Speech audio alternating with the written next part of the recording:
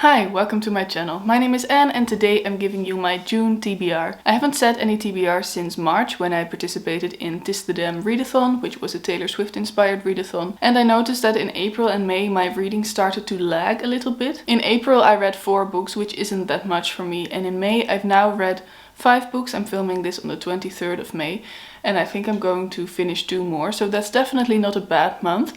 But mostly I'm not thinking about the quantity of books I'm reading, but more about my reading mood.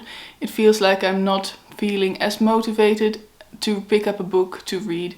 I'm not enjoying reading as much over the past couple of months, and I'm not sure if that can directly be tied to not having a TBR, not having a monthly TBR, or if there are some other things going on. Probably it's a mix of the two. But I do think that a TBR always helps me with direction and focus and just being motivated to read the books that I've set myself as a goal to read.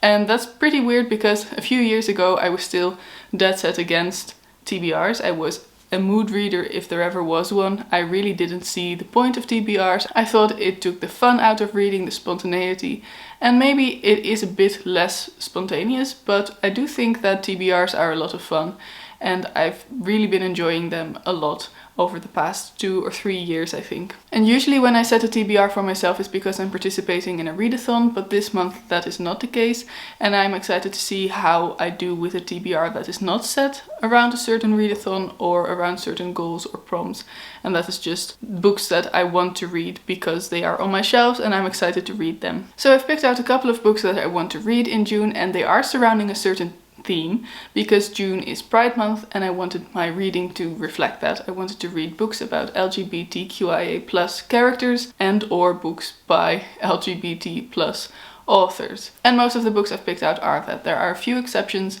but most of them are LGBT reads. So without further ado, let's get into them. So the first thing I want to do in June is do a Heartstopper Marathon. Heartstopper is a graphic novel series by Alice Oseman, and it's about 2 boys who are in high school, Nick and Charlie, and they fall in love. And this is their story, along with a cast of great side characters who are all wonderful and who I all love. I've read the first 3 books. These came out over the past couple of years.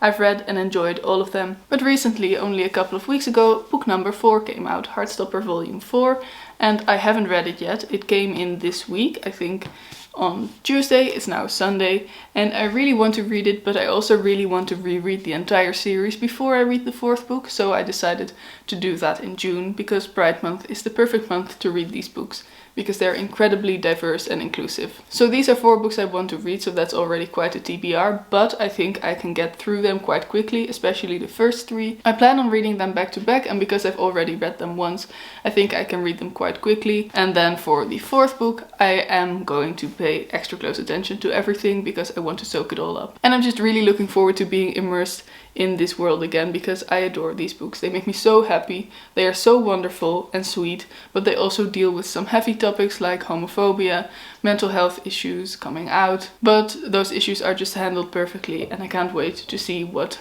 the 4th volume brings. The next book I'm going to read in June is Frankenstein by Mary Shelley. This isn't LGBT+ related, but I'm also participating in the Buzzword Reading Challenge this year, which you've probably heard me talk about before. This is a reading challenge for which every month there is a buzzword. So in May the buzzword was house, so I had to read a book with the word house in the title, and you'll see in my wrap up which book I chose. And then this month, or in June I should say, it's more like a category of buzzwords. You can read a book with a name or a title in the title.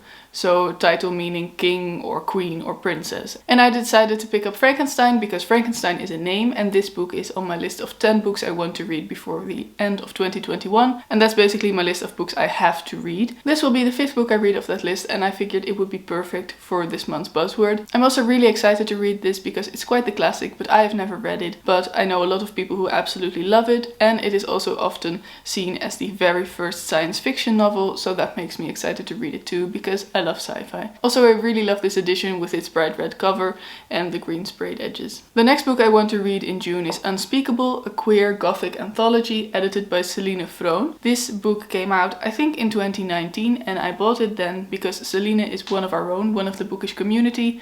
I'm not sure if she's still active, I haven't spoken to her in a while, but she has started her own press, her own publishing house, Nyx Publishing, and this is the very first book that she published. It's an anthology, as the title suggests, of queer gothic short stories, and it contains 18 gothic tales with uncanny twists and characters that creep under your skin. And it's all queer. I said this came out in 2019, but I'm pretty sure now that I think about it that I bought it in 2020 when it came out.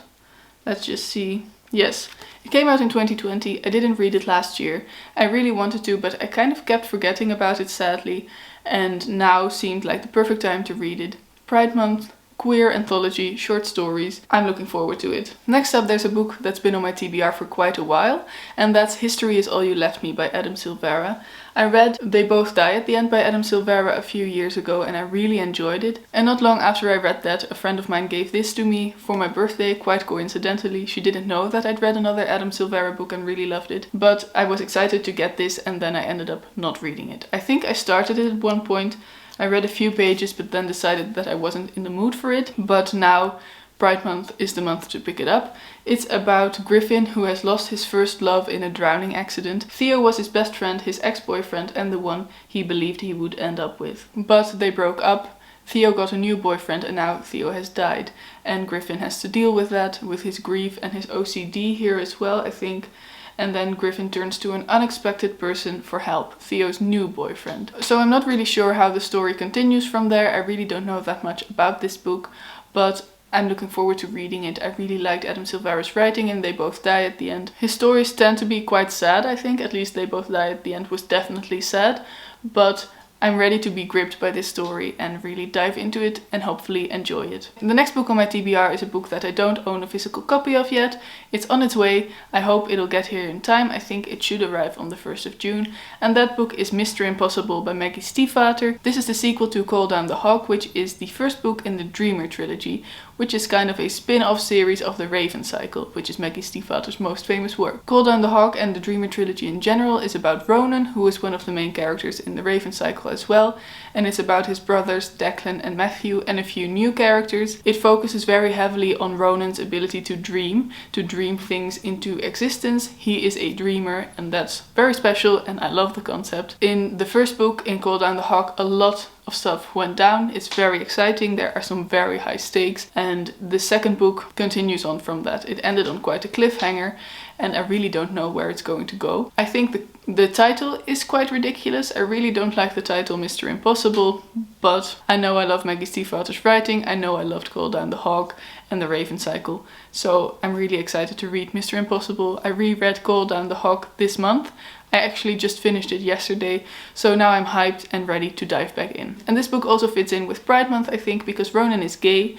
He is in a relationship with a guy. I'm not going to say more than that because I don't want to give any spoilers, but I really love Ronan and I love his relationship with the guy in question, and I really hope there will be more of that relationship in Mr. Impossible as well. Then there are two more books on my TBR. The first is an audiobook that I plan to listen to, and that is Hurricane Child by Case and Callender. Case and Callender wrote Felix Ever After, which is a very popular book on BookTube and in the bookish community in general. Felix Ever After was a book about a transgender boy, and it was so well done. It was absolutely beautiful. And I don't know if there's any LGBT representation in Hurricane Child as well. I don't really know all that much about it. I just found it on my audiobook app. Hurricane Child is a middle grade novel, I think, and it's about Caroline, who is a 12-year-old girl, and I think she's a bit of an outcast. She's hated by everyone in her small school. I'm just reading off my audiobook app here.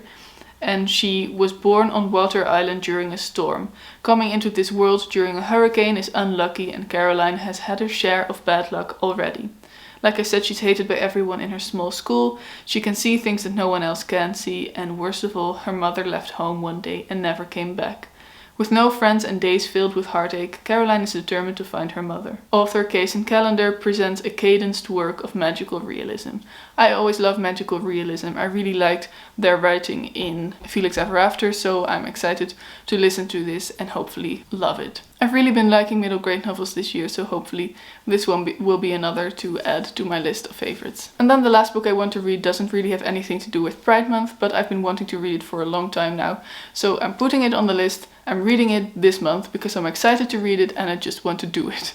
And that book is Binti by Nedi Akorafor. And this is a novella, I think. It's the first in a series of 3 novellas. And it's a science fiction story about Binti, who is the first of her people who is accepted into the prestigious, I want to say Umba University.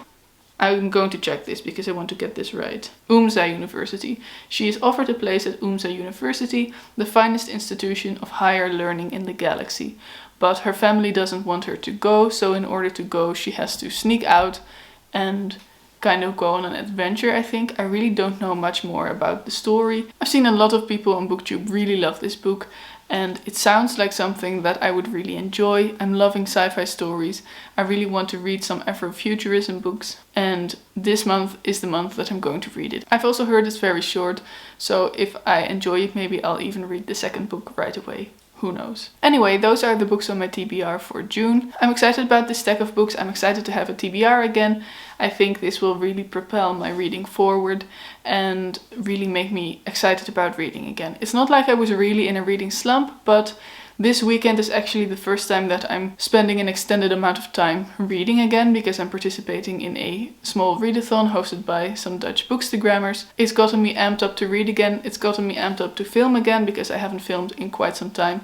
I'm actually vlogging this weekend, so I'm ready to get creative again. I'm ready to spend a lot of time with my books, and that's what I'm going to do. Anyway, enough rambling. Please in the comments tell me one book that you're excited to read in June, and please like this video if you liked it and subscribe to my channel if you want to see more of me in the future, and have a wonderful day.